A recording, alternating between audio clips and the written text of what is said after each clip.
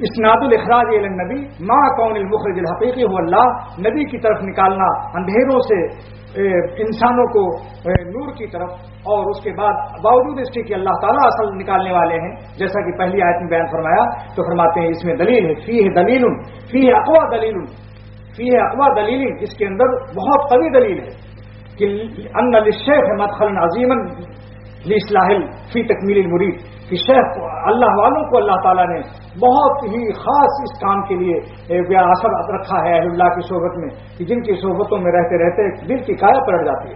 حکیم محمد تھانوی رضی اللہ عنہ خود فرماتے ہیں کہ مقناطیس میں جو اثر ہے کہ لوہا کو کھینچ لیتا ہے، لیکن اگر سائنسدانوں سے پوچھا جائے کیوں کھینچتا ہے تو یہی کہہ دیں گے صاحب اس میں تو قدرت نے رکھا ہے۔ ارے اسی قدرت کو تو ہم اللہ کہتے ہیں، تم نے قدرت کا تماشا بنا رکھا ہے۔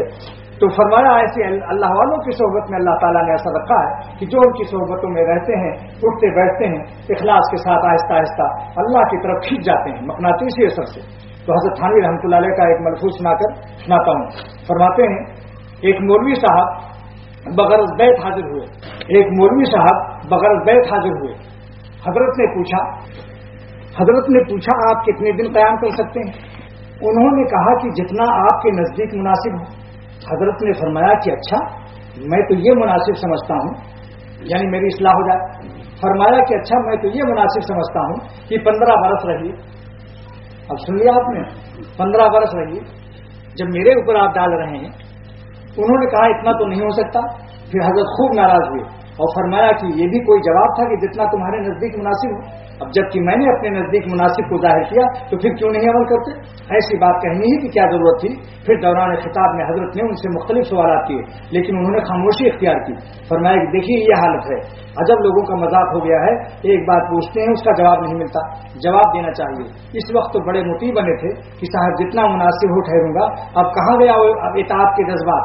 جواب یہ دینا چاہیے تھا کہ مجھے اتنی گنجائش ہے، میں اتنے دن تک رہ سکتا ہوں، اپنی گنجائش کے اعتبار سے ان کو بتانا چاہیے تھا۔ اب برابر خاموش بیٹھے ہیں، میں برابر پوچھ رہا ہوں، اب بولتے بھی نہیں ہیں۔ اب بس اگر آپ حضرت نے فرمایا کہ جب آپ جواب نہیں دیتے تو اگر آپ کو 15 برس یہاں ٹھہرنا ہے تب تو رہیے، ورنہ تشریف لے جائیے۔ بہت سے مشائخ ہیں، ریل کا وقت ابھی باقی ہے، یہ فرما کر ان کو اٹھا دیا۔ چہتری کے باہر پھر بیٹھنے لگے تو فرمایا یہاں نہ بیٹھیے، ارے آپ کو دیکھ دیکھ کر مضامین کی اور آمد ہوتی ہے، یعنی غصہ اور چڑھ رہا ہے۔ آپ کو دیکھ دیکھ کر مضامین کی اور آمد ہوتی ہے، یعنی مطلب کہ اور بھی غصے اور اعتراض گرفت کے خیالات آ رہے ہیں۔ پھر حاضرین سے مخاطب ہو کر فرمایا کہ دیکھو یہ مولوی صاحب مجھے کہیں گے کہ اشرف علی کتنا بد اخلاق ہے، اب میں کیا کروں؟ جب وہ کوئی معقول جواب نہیں دیتے تو کیا اس کا کیا علاج ہے؟ اگر یہ جواب دے دیتے تو کام شروع کر دیتا۔ بس اب ان کا علاج یہ کروں گا کہ 2-3 دن تک ان سے نہیں بولوں گا، اگر یہ سچے طالب ہیں تو ٹھہرے رہیں گے، اگر یوں ہی ہوں گے تو چل دیں گے۔ اچھا ہے خسکم جہان پاک، ایسے بےہودوں کا میرے پاس نہ رہنا ہی اچھا ہے۔ لوگ آتے ہیں پریشانی ہم کو تحفے میں دے جاتے ہیں۔ میں تو اسی لیے قیام کی بات پوچھا کرتا ہوں کہ اگر کم قیام ہو سکے تو اور طریقے سے میں تعلیم دوں، اور اگر زیادہ قیام ہو تو اس کا طریقہ اور ہو، یہ قاعدہ کلیہ ہے۔ لیکن لوگوں کو تکلفات نے خراب کیا ہے۔ مشکل سے 2-3 ایسے آدمی ہوں گے جو بلا تکلف بات کرتے ہوں، اکثر ایسے ہی ہمارے پاس آتے ہیں، یہ پڑھے لکھے ہیں لیکن یہ سبق کسی کتاب میں نہیں لکھا، حالانکہ سب انہیں انہی درسی کتابوں میں موجود ہے۔ معقول جواب دینا تو مسلمان کے حقوق میں سے ہے۔ انہیں یہ شکایت ہوگی کہ آتے ہی مجھ کو کتنا مولانا نے پریشان کیا ہے، اور مجھے یہ شکایت ہے کہ اس شخص نے مجھے کتنا پریشان کیا۔ پھر ہنس کر کے فرمایا کہ یہ مجھے پاجی کہے گا، میں اس کو پاجی کہوں گا، من تورا پاجی بگوئن تو مرا پاجی بگو۔ ہنس کر فرمایا کہ یہ مجھ کو پاجی کہے گا اور میں اس کو پاجی کہوں گا۔ تو یہ مصرع حضرت نے بنا لیا، اصل تو کیا تھا، منتورا حاجی بگوئن تو مرا حاجی بگو۔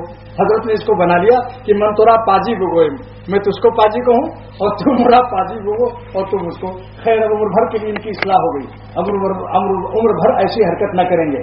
اب میں کوئی بات پوچھوں گا تو سیدھے سیدھے جواب دیں گے کہ آپ پریشان نہ کریں گے۔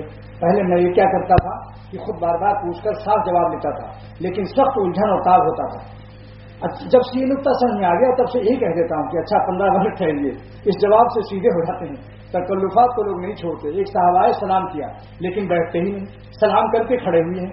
میں نے ان سے کہا کہ بھائی کب تک کھڑے رہیں گے، آپ بیٹھتے کیوں نہیں؟ تو فرماتے کیا ہیں کہ صاحب بیٹھ تو جاتا لیکن آپ نے اجازت نہیں دی بیٹھنے کی۔ فرمایا اچھا آپ میری اجازت کے بغیر نہیں بیٹھیں گے، لہذا میں آپ کو یہ کہتا ہوں کہ 1 ہفتے تک میں اجازت آپ کو بیٹھنے کی نہیں دیتا، کھڑے رہیے۔ اچھا 1 ہفتے تک یہ سنتے ہی بس فوراً بیٹھ گئے. میں نے کہا اچھا یہ اب آپ کیوں بلا اجازت بیٹھ گئے؟ فائدہ جو سوال کیا جائے اس کا بے تکلف صاف صاف جواب دیا جائے.